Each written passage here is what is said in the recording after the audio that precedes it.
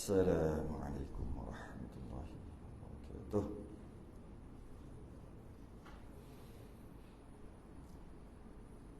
Innal hamdalillah nahmaduhu wa nasta'inuhu wa nastahdihi wa nastaghfiruh. Wa na'udzu billahi min shururi anfusina wa min sayyiati a'malina. من يهده الله فلا مضل له ومن يضلل فلا هادي له إلا الله وحده لا شريك له أشهد أن سيدنا محمدا عبده ورسوله اللهم صل وسلم وبارك لما أغلق والخاتم لما سبق ناصر الحق بالحق والهدي إلى صراطك المستقيم صلى الله عليه وعلى آله وأصحابه حق قدره ومقداره العظيم بصري وأطلق بلساني اشرح بصدري واستعمل به جسدي بحولي وقوتك فإنه لا حول ولا قوة إلا بك سبحانك لا علم لنا إلا ما علمتنا إنك أنت العليم الحكيم ولا حول ولا قوة إلا بالله العلي العظيم أما بعد Alhamdulillah terafa'ah. Sambung kita di syarah kitab Sulam Mubtadi, muka surat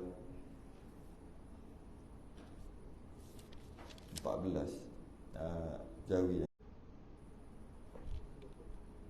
Berapa? 20 Rumi.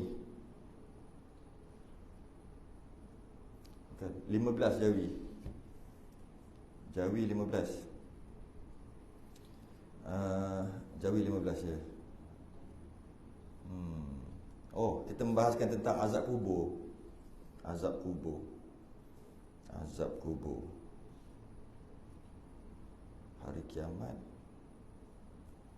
dan betul lah. Azab kubur. Buku surat 20 Rumi ya. Qala al-mu'allif rahimahullah ta'ala wa nafa'ana wa iyyakum bi'ulumihi fid darain amin ya rabbal alamin. Dan setengah daripada yang dikhabarkan dan setengah daripada yang dikhabarkan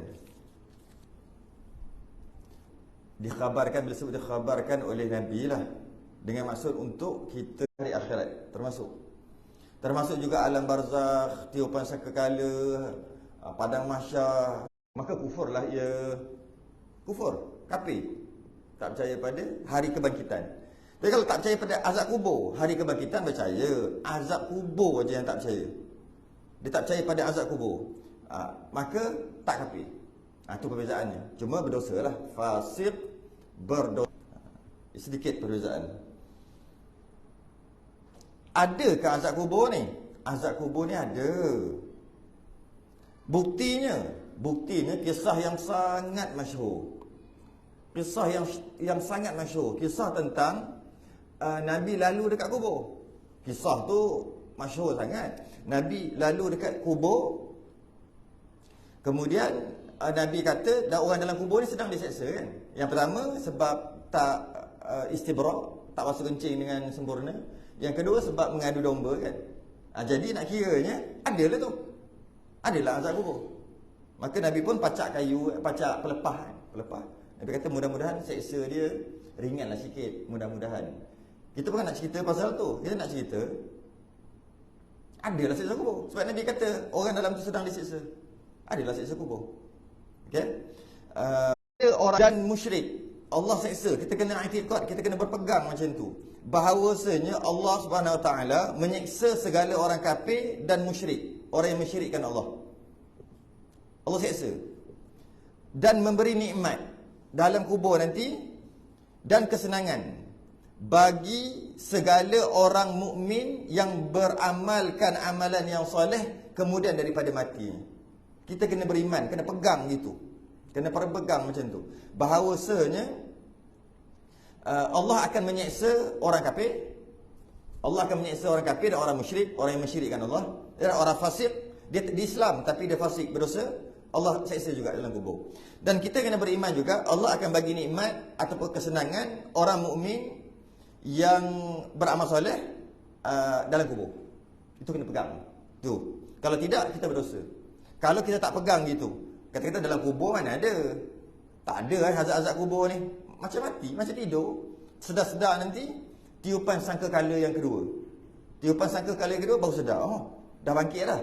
Masa tu baru ada. Dia kata, maka berdosa siapa faham gitu. Cuma tak kafir, tidak kufur.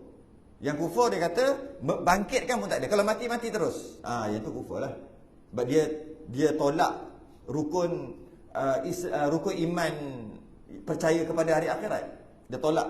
Maka kufurlah ia. Tapi kalau setakat menolak azab kubur ataupun apa-apa yang berlaku dalam kubur, maka tak kufur, cuma berdosa. Okey. Sama ada ditanamkan dia di dalam kubur atau lainnya. Ini orang lawyer buruk ni. Orang yang kata tak ada azab kubur. Dia punya hujah dia. Hujah dia bagi kita lawyer buruk kan. Ni dia jawab kat sini.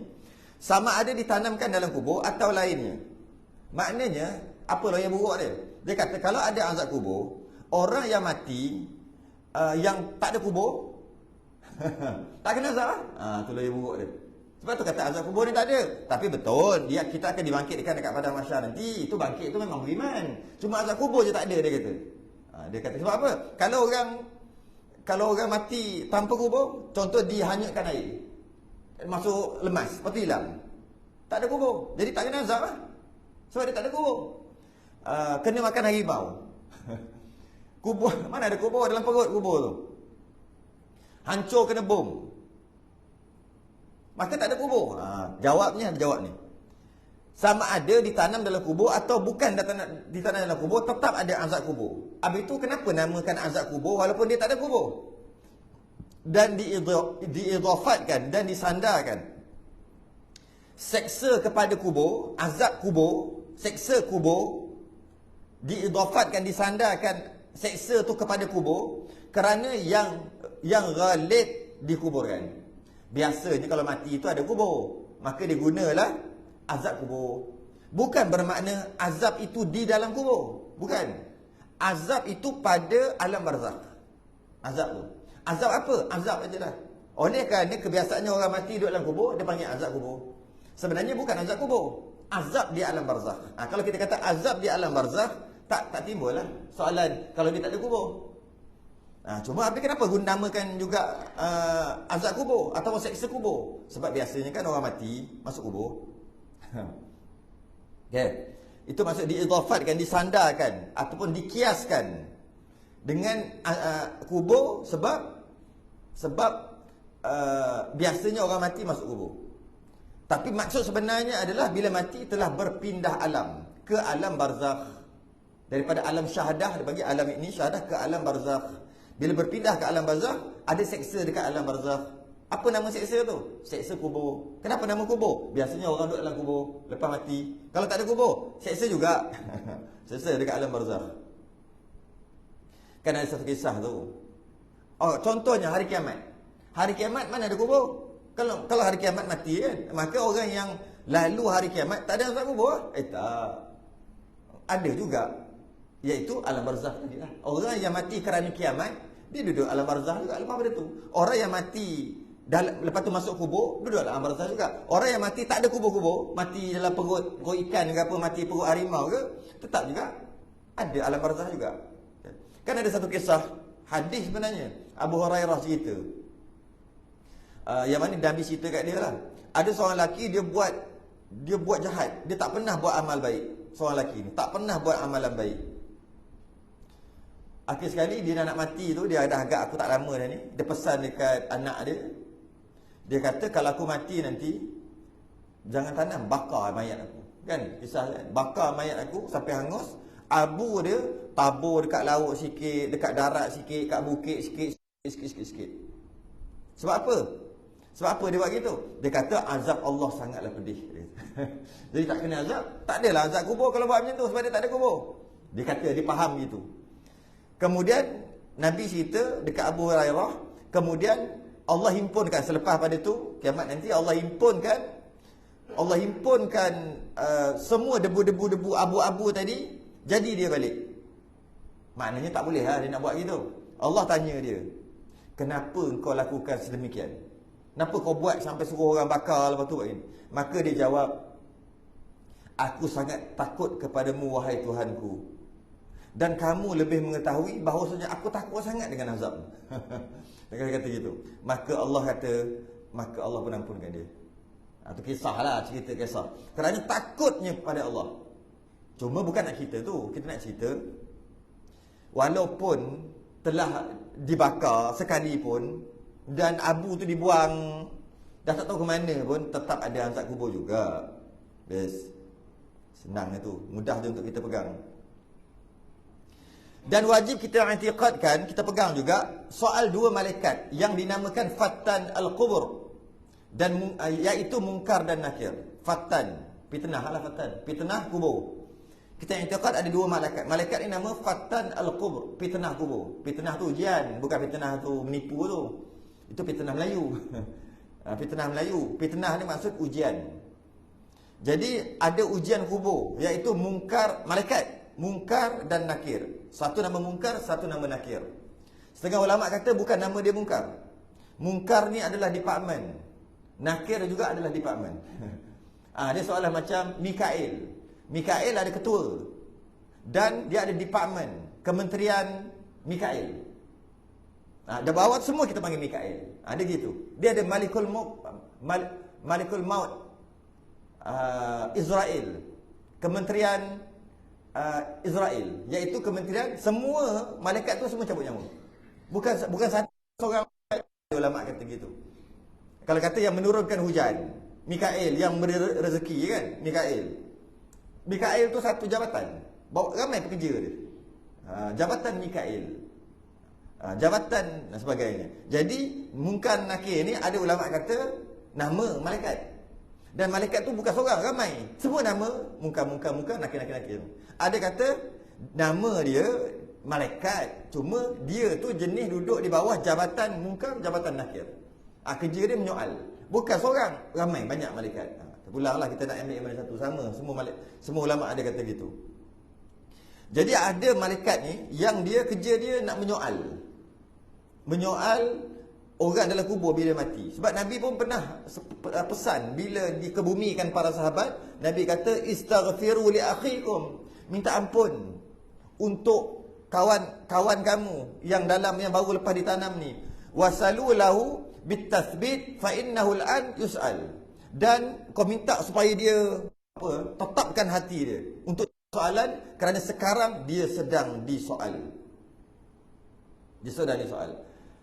Maka wajib kita i'tiqad soalan kubur semua dapat, kecuali para nabi, rasul dan syuhada. Maka dia tak adalah soalan kubur, tak ada. Tapi orang biasa semua ada soal kubur tu. Macam mana soal tu kita tengok. Kemudian selepas daripada mengembalikan Allah Ta'ala akan roh si mati kepada jasadnya. Maknanya lepas mati masuk kubur, kemudian dah masuk kubur dah, rupa-rupanya Allah kembalikan balik. Itu nyawa Allah kembalikan. Kemudian daripada selepas Allah mengembalikan, bila ditanam tu Allah kembalikan roh kepada si mati, masuk dalam jasad. Maknanya kita akan, aduh, alamak, penuh kan, penuh tanah. Rasa masa tu kadang-kadang kita boleh dengar lagi tapak kaki orang nak balik. Nak balik. Ada dah. Kalau baca Quran ke apa ke, ada, kita dengar lagi masa tu. Sebab Allah kembalikan roh kepada jasad. Dan dihidupkan, hidup balik. Tapi adakah hidup macam ni? Kalau hidup macam ni, macam mana? Silap boleh korek balik. Bukan hidup macam ni. Macam hidup macam mana? Kehidupan yang tiada sempurna. Kehidupan tu tak sempurna, tapi hidup, tapi tak sempurna. Macam mana kehidupan tak sempurna ni? Hanya kehidupan yang pertengahan antara mati dan hidup. Di antara hidup dan mati. Seperti adalah tidur itu hidupan yang pertengahan antara hidup dan mati. Untuk contoh paling dekat, dia kata macam tidur. Tapi sebenarnya yang tepat lagi bukan macam tidur. Dia macam tidur yang kita sedar tapi tak boleh gerak. Yang orang-orang dulu kata kena tindih tu. Tak tahu kena tindih ke apa kan? Tak boleh gerak tu kan? Tak boleh gerak.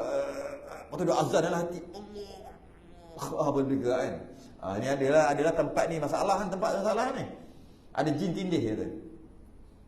Katanya. Kalau doktor kata ada urat-urat ataupun saraf-saraf yang apa tak ni lah.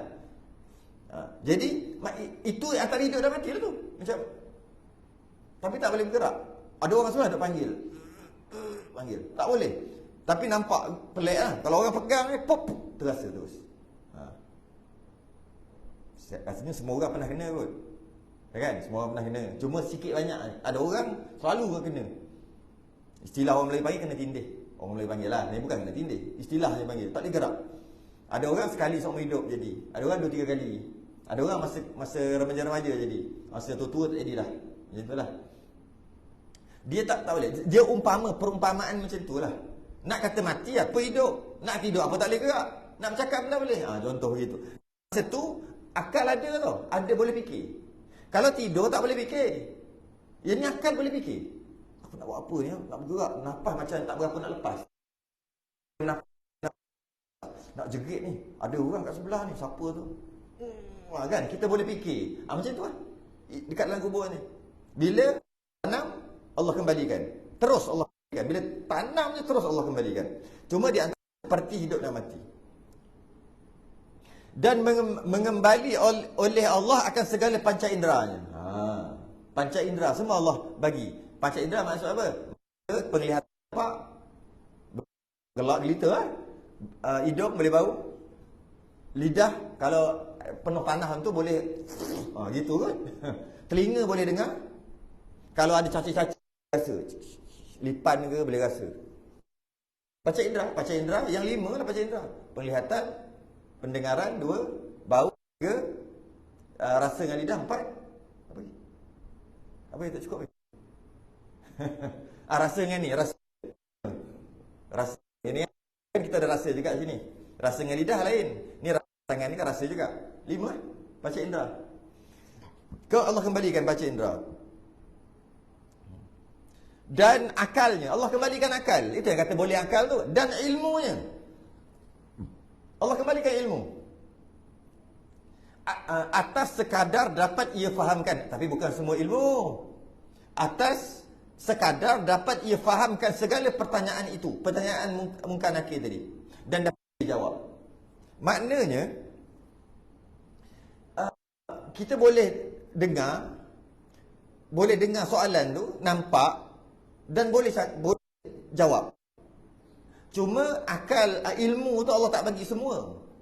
Allah tak bagi, cuma Allah kembalikan akal dan ilmu, tapi bukan semua. Kan dalam satu hadis cerita tentang soalan kubur, ma rabbuka, siapa Tuhan kamu?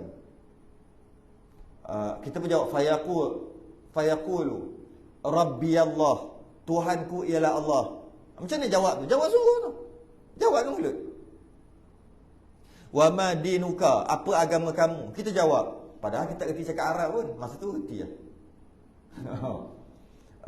Fayaqulu, kita pun jawab, diniyal Islam, agamaku Islam. Macam mana soal?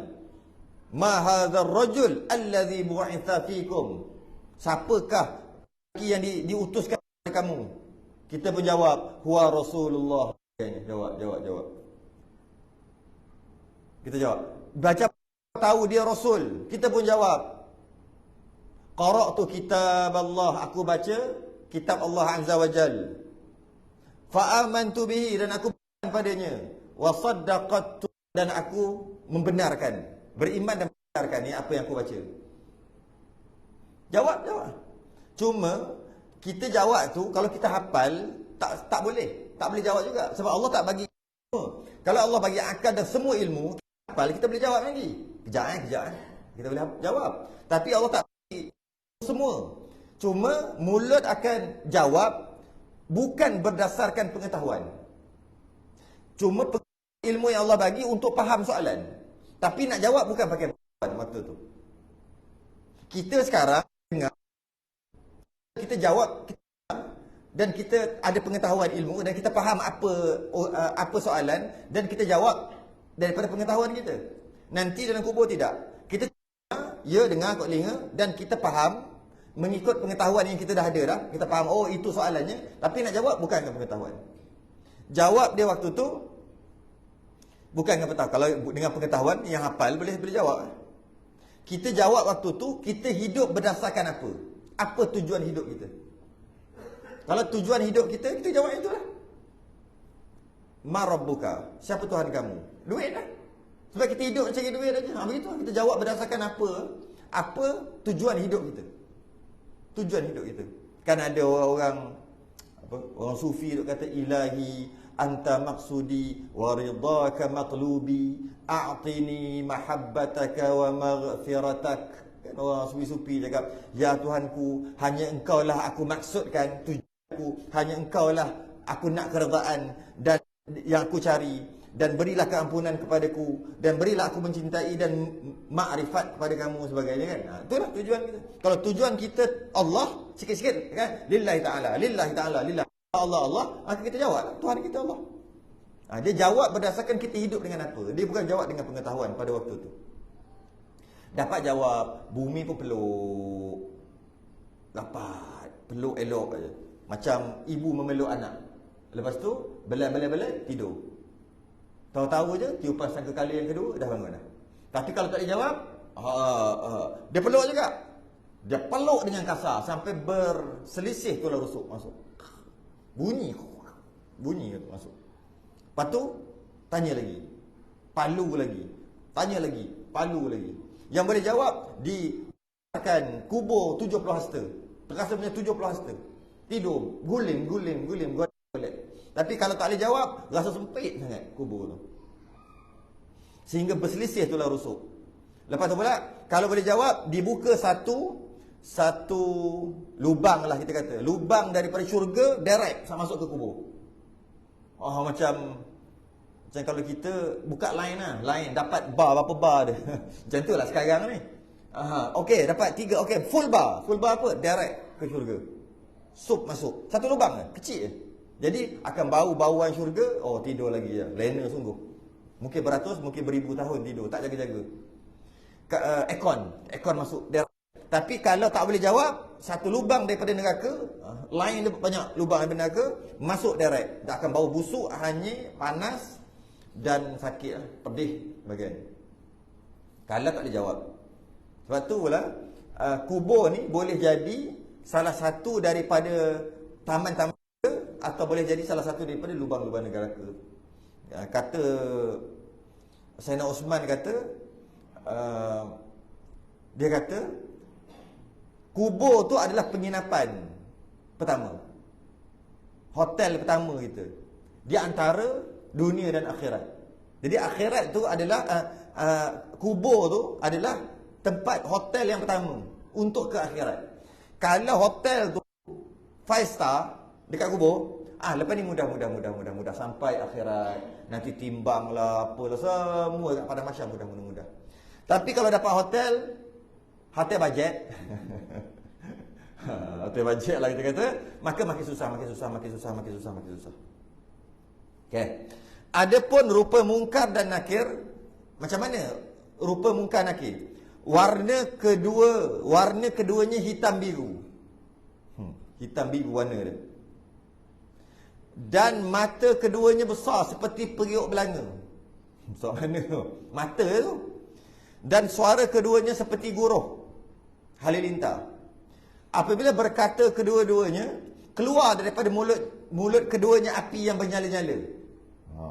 Dan pada tangan tiap-tiap satunya pemukul besi. Jika dipukulkan bukit-bukit dengan dia, niscaya hancur sekalian. Itulah dia, munkar nakir. Tapi sebenarnya bukan gitu rupa dia.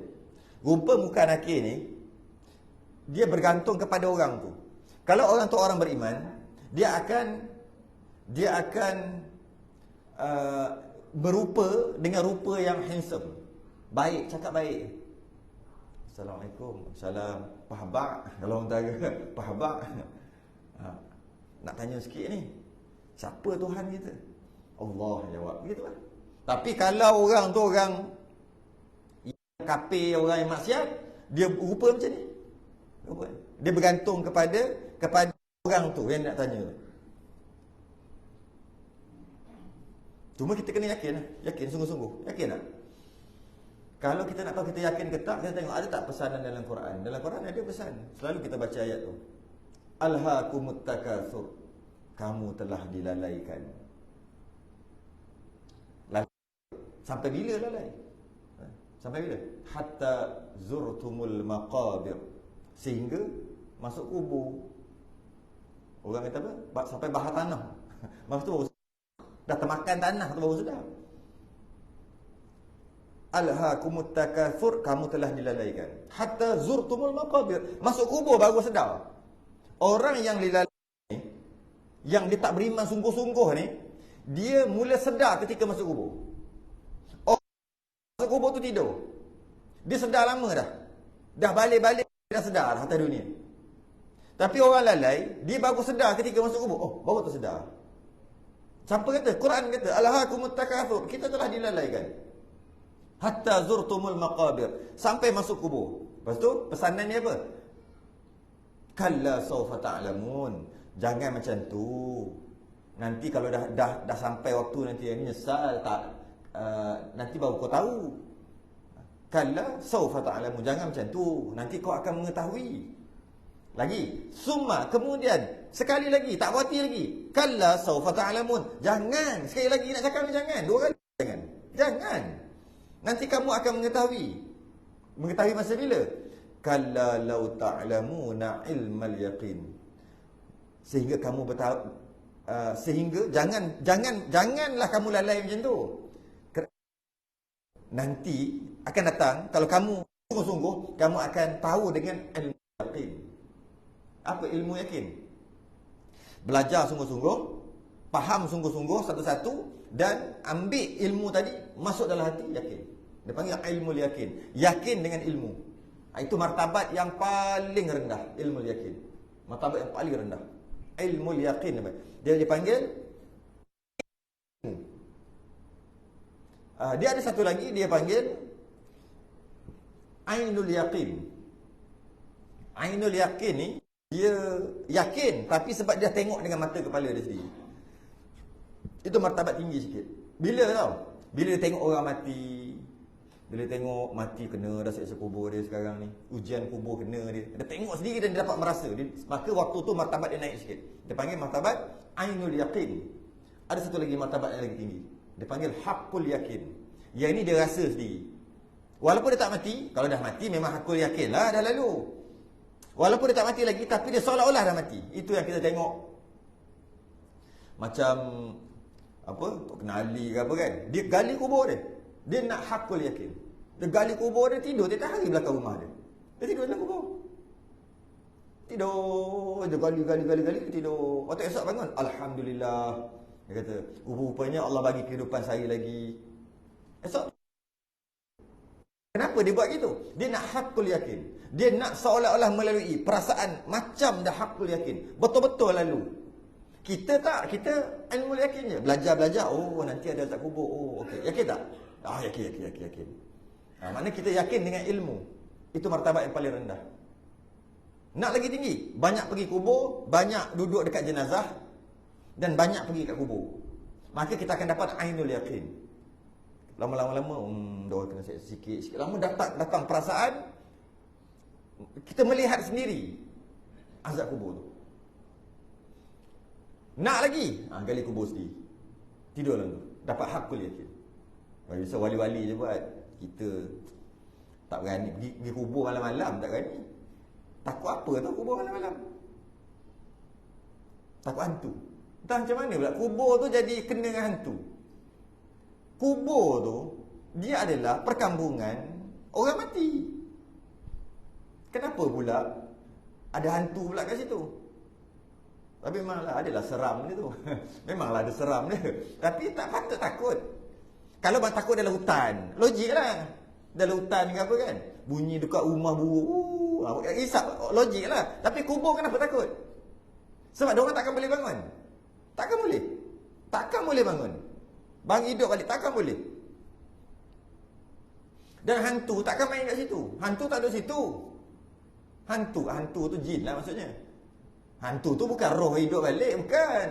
Roh tak tenteram, bukan. Itu saka. Tak ada. Tak sepatutnya takut lah. Cuma takut kerana apa? Takut sebab kat sini takut mati. Logik lah takut mati. Bukan takut hantu. Tak nak pergi kubur, takut aku. Takut apa? Takut mati. Bila kita pergi, kita teringat kematian itu. Mati datang. Takut aku nanti akan mati. Takut. Logik lah. Bukan kata bagus. Bukan kata tak bagus. Takut mati. Bagus takut mati. Cuma kubur nanti kalau pergi, kalau takut, betulkan hati kita bukan takut hantu, tapi takut mati. Okey? Logik lah takut mati. Semua orang takut mati. Logik lah. Ini takut hantu kat kubur. Tu lah pelik kadang-kadang. Ya. Lepas tu lah. Itulah. Kadang-kadang sebab itulah kita tak lalu cara berkitab. Yang kadang-kadang ada orang hantar video, dia boleh dengar azab kubur, dia rakam.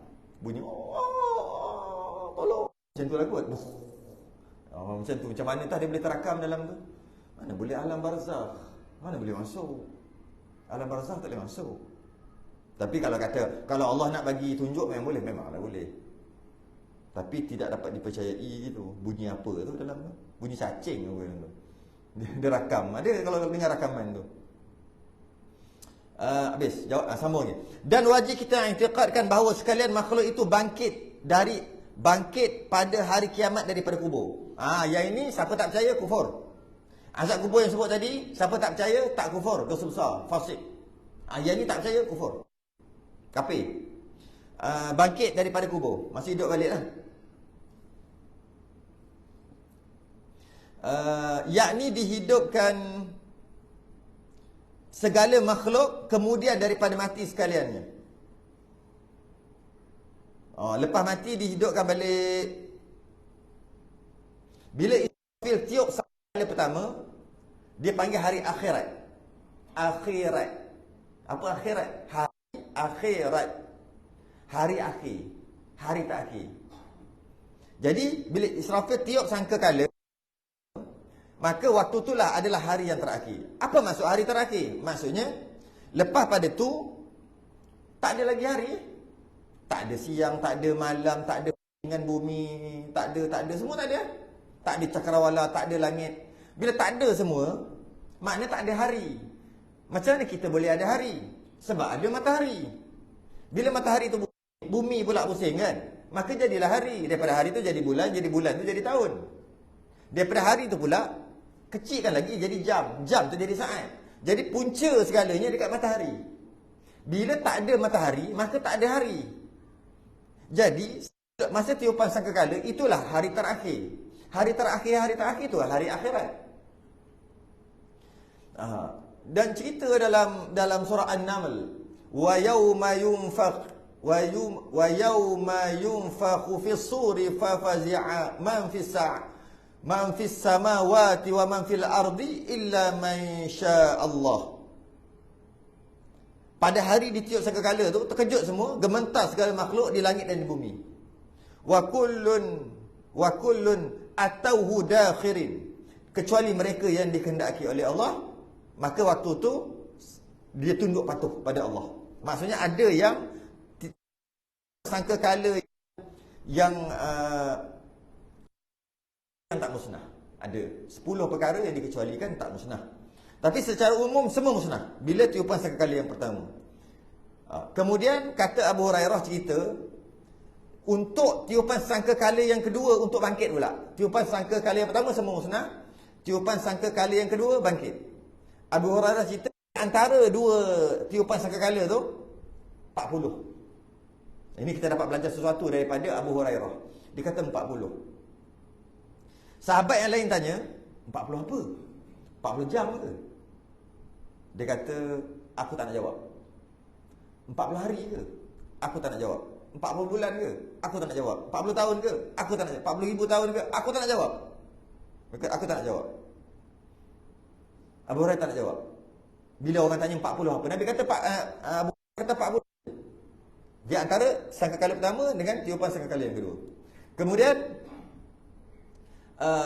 kata Abu Hurairah lagi, setelah 40 Allah menurunkan hujan, macam hujan, seumpama hujan. Hujan tadi, dia akan kena ajbuz zanab, yang mana dia satu tulang kecil, yang tulang tongking panggil kan. Kena, dia akan tumbuh seumpama sayuran, benih sayuran tumbuh. Seumpama gitu. Akan ada balik. Yang mana ajbuz zanab ni memang tak akan hancur. Dia antara 10 yang dikecuali hancur tak musnah ketika tiupan sekali yang pertama. Banyak lagi, arash, kursi, syurga, neraka, semua tak musnah. Bidadari semua tak musnah. Siapa lagi tak musnah? Nabi Idris tak musnah. Ada banyak lagi, beberapa lagi, ada 10 semua yang tak musnah ketika tiupan sangkakala yang pertama. Antara yang tak musnah, ajbuz zanab. Tulang belakang kita ni straight sampai ke punggung tu, ujung tu. Ujung tu, tulang tu. Dia ada satu tulang. Tulang tu sangat halus. Kalau tengok pakai kanta pun tak zoom bukan nampak tulang. Dia panggil tulang lah. Atau bahasa kita panggil benih. Namanya ajbuz zanab. Hujung sulbi. Sulbi wa taraib, dia hujung sekali. Besar biji sawi, kecil daripada biji sawi lagi. Dia tak musnah walaupun tiupan sangkakala yang pertama. Dia tak musnah walaupun dibakar. Dia tak musnah walaupun dibekukan, dikompreskan dan sebagainya. Dia hancur. Dan kajian yang telah dibuat oleh orang kafir untuk mengatakan Quran ni salah. Akhir sekali orang yang buat kajian tu masuk Islam. Sebab memang tak boleh hancur. Dia kompreskan, tak hancur. Buat bakar dengan suhu yang tinggi, sejukkan, tak hancur. Ajbuz zanab. Akhir sekali dia masuk Islam. Macam itulah. Jadi maka ketika dibangkitkan, Allah semua gabungkan kembali semua tadi daripada benih ajbuz zanab tu. Malah macam mana mati, dia tu mati macam hidup. Mati umur 60, hidup umur 60. Hidup nanti balik nanti. Mati umur 18, dia akan hidup umur 18. Dia akan hidup 18 tahun. Macam mana dia mati? Macam itulah dia hidup kan. Dihidupkan pada tiupan sangkakala yang kedua nanti. Malah kalau surah Al-Qiyamah menarik kata, bala qadirina ala an nuwiya banana. Bahkan sebenarnya kami kuasa menyusun kembali jari jemari dengan sempurna. Tiupan sangkakala yang kedua. Daripada ajbuz zanab tu tumbuh sampai jari jemari pun. Bala qadirina ala an nuwiya banana. Maka dalam Quran bagi contoh, sampaikan jari ni pun, jari-jari ni pun Allah tumbuhkan balik dan sama macam sebelum mati. Ulama kaji, kenapa perumpamaan kiamah tadi Allah kata dia akan tumbuhkan balik sampai ke jari pun sama macam sebelum mati, walaupun dah hancur daripada ajbuz zanab tadi. Kenapa tak kata Allah kembalikan kepala, kaki, lutut, siku? Kenapa kata jari? Jari pula jari tangan. Kenapa tak kata jari kaki? Ulama kaji-kaji, rupa-rupanya jari-jari kan ada cok jari. Jari ni tak sama setiap orang. Daripada dulu sampai sekarang tak sama. Tak sama. Kalau semua ni tak sama, yang kalau kata jari ada 5 sama, kepala sama, semua orang ada. Jadi Allah nak bangunkan senang. Tapi jari yang tak sama ni tetap juga Allah boleh jadikan seperti sebelum mati. Walaupun setiap orang berbeza. Kalau kata Allah kembalikan balik bentuk semua macam orang, tapi detail-detail tu Allah tak kembalikan. Power lagi lah. Ini Allah kembalikan sampai setiap orang dia mempunyai jari yang berbeza. Cop jari yang berbeza. Kembali setiap orang. Unik setiap orang. Maka mereka ni orang kafir, dia buat kajian. Dia nak salahkan orang, dia buat kajian. Dia nak kata jari yang sama, ada selepas jari yang selain yang tak sama juga. Yang lain kan yang kita tahu dia yang tak sama setiap orang. Yang lain semua sama. Setiap orang sama. Maka dia buat kajian. Akhir sekali dia jumpa, orang kafir jumpa retina mata. Mata setiap orang tak sama. Maka dia boleh berbanding Itulah kan, kalau dalam tu kita kan letak mata, buka, mata orang lain, dia tahu kan retina tu. Sehingga ketika dia kata dia dah berjaya menyalahkan Quran, sebenarnya bukan jari aja yang mata juga tak sama. Sebab tu boleh pakai laser tu lah, retina tu. Tak lama lepas pada tu je tiba-tiba kecoh kejap, siapa tahu cerita ni. Macam mana walaupun bukan orang yang sama tapi boleh masuk juga, boleh scan sama, rupa-rupanya sama retina dia. Maka benarlah Quran balik. Dia ingat boleh kalahkan Quran? Tak boleh juga. Betul, retina ni dia unik setiap orang, dia macam juga. Tapi bila orang tu kembar, retina dia sama. Tapi kalau orang tu kembar, cok jari beza. Tu hebat. Kiamah tu sikit lah, bila dibangkitkan tu, daripada manusia dan jin. Yang Allah bangkitkan ni, manusia pun bangkit, jin pun bangkit, dan malaikat pun bangkit, dan segala binatang pun bangkit. Semua bangkit. Soalannya, dia bangkit untuk apa? Binatang bukan mukallaf, dia mana dia masuk syurga neraka. Malaikat dibangkitkan buat apa? Dia pun malaikat, mana ada dosa pahala. Jin, okeylah, logiklah jin mukallaf, manusia logik kan. Dihidupkan segala makhluk, walaupun hitung dosa pahala, contoh atau segala binatang, tetap dibangkitkan juga. Sebab apa? Sebab nak jadi saksi. Malaikat akan jadi saksi. Raqib atid, ma yalfidhu min qawlin illa ladai raqibun atid. Dia akan jadi saksi. Malaikat-malaikat yang ada ni, pada hari sekian-sekian kita ada duduk dalam majlis ilmu sekian-sekian, belajar sekian-sekian. Nanti kat mahkamah Allah nanti nak kena ada saksi. Malaikat yang ada, tak tahulah malaikat berapa banyak ada, dia akan jadi saksi. Kalau ada binatang-binatang cicak-cicak ada tu, dia akan dibangkitkan jadi saksi. Semua binatang yang ada berkaitan, dia akan dibangkitkan untuk jadi saksi. Pada kita, malaikat dan binatang-binatang, kalau berlaku penganiayaan di antara manusia dan binatang, dibangkitkan binatang untuk balas balik. Masa tu kita duk sepak kucing kan, masa tu kucing jadi besar, kita jadi kecil macam kucing. Kucing tu pergi sepak balik, dem. Hari akhirat, hari pengadilan, sepak balik, dah buat habis dah, hancur dah tak ada dah, hilang. Kucing tadi kita dah kena dah, dia balas balik. Malah bukan manusia, sama-sama dia pun. Sebab hari pengadilan, Allah bangkitkan balik kambing dengan 2 ekor kambing.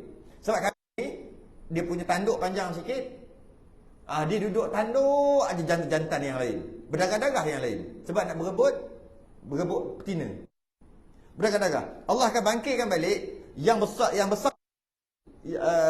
yang kecil tadi, yang kena tanduk tadi, tanduk balik, biar berdarah-darah. Kemudian hari keadilan, walaupun dia mana dosa pahala, kambing tetap juga hari keadilan. Lepas tu habis, tak ada.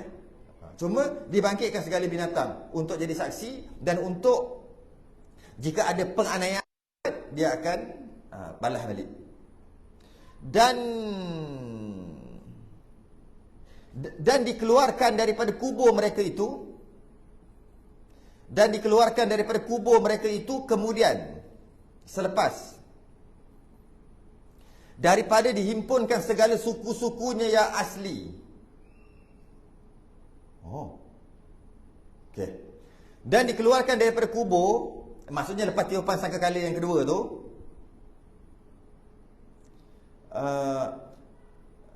dikeluarkan daripada kubur, kemudian lepas pada tu dihimpunkan segala suku-sukunya.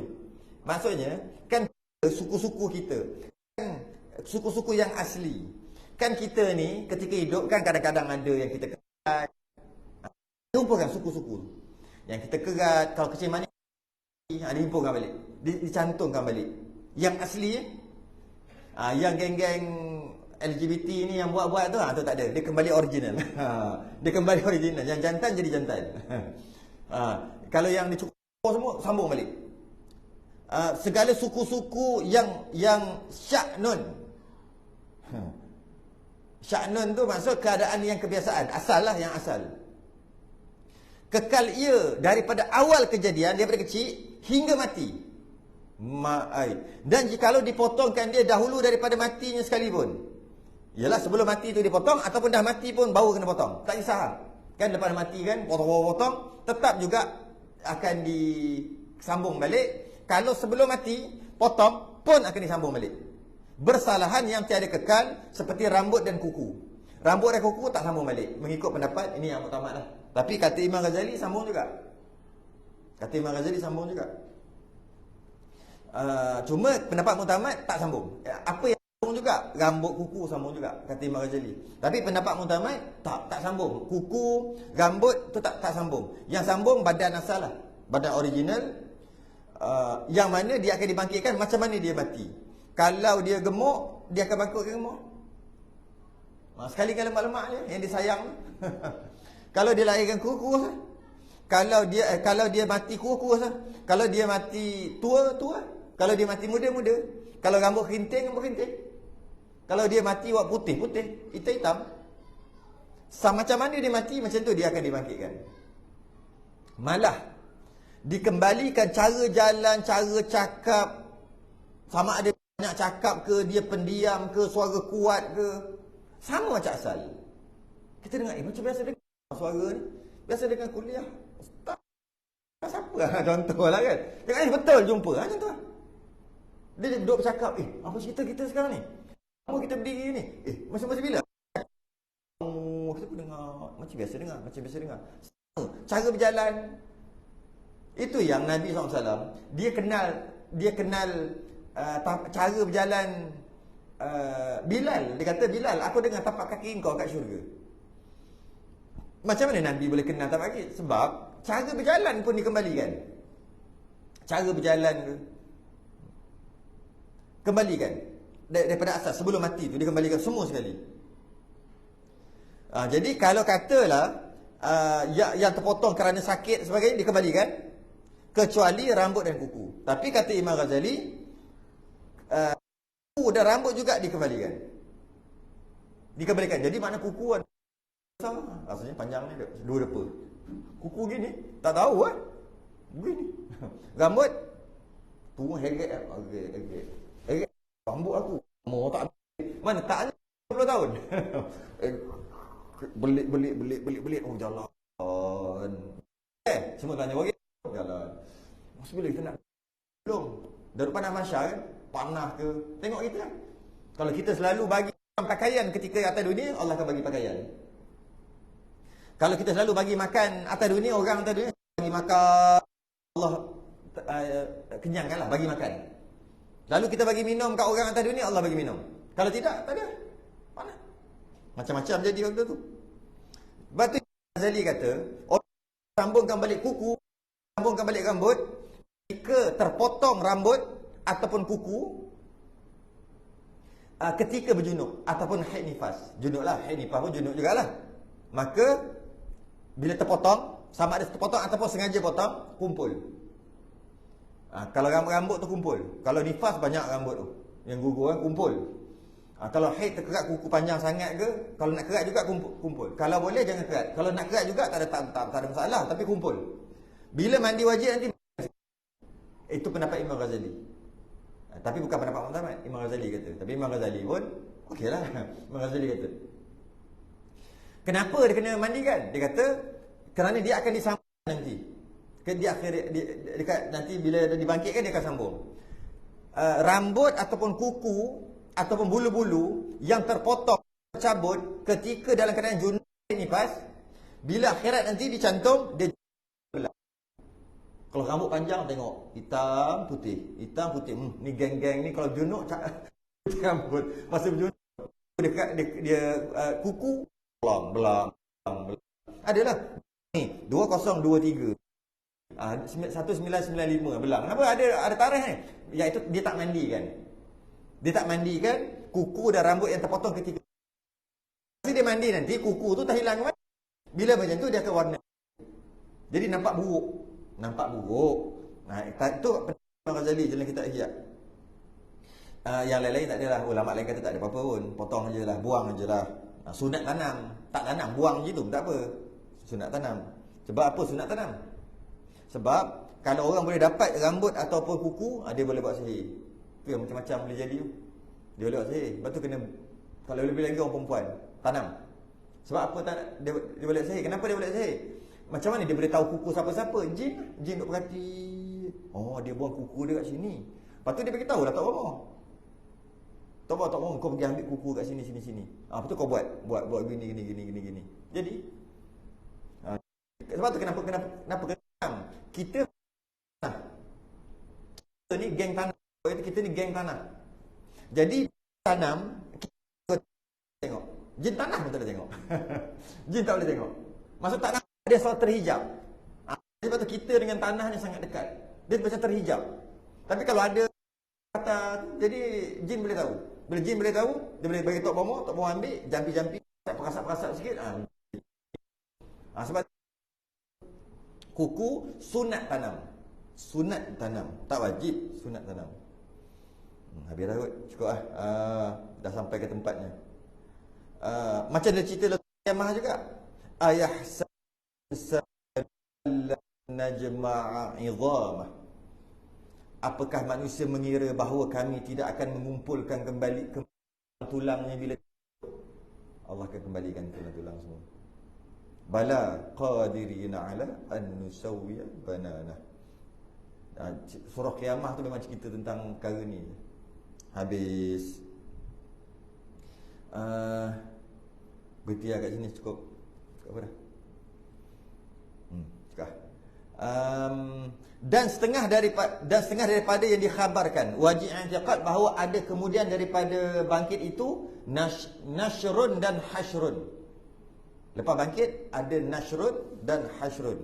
Nasyar dan hasyar. Hasyar ni yang tambah mim kat depan jadi mahsyar. Hasyar dan nashrun. Panjang bab ni. Kita tangguh dulu kat situ. Kita sambung. Muka tak 16 tadi. Kita sambung dan setengah daripada yang dikhabarkan wajib i'tiqad dari bangkit. Tasbih kafarah.